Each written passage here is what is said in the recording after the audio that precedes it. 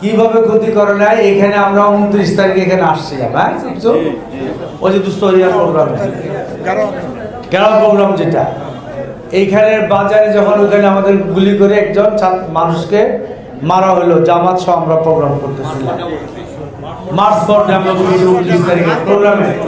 আমরা তখন শেল্টার নিয়েছি কিন্তু এই বাজারের ভিতরে, তো বাজারের লোকজনকে আমাদের কোনো ক্ষতি করে নাই, সহযোগিতা করছে।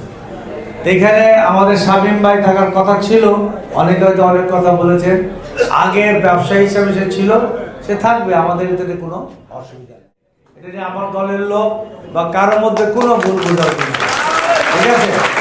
ব্যবসায়ী ভাইরা যাকে নিয়ে ব্যবসা কাজ করতে সুবিধা ভোগ করবেন, ভালো থাকবেন, তারই নেতৃত্বে থাকবে, এখানে দলীয় কোনো বিষয় থাকবে না, ঠিক আছে।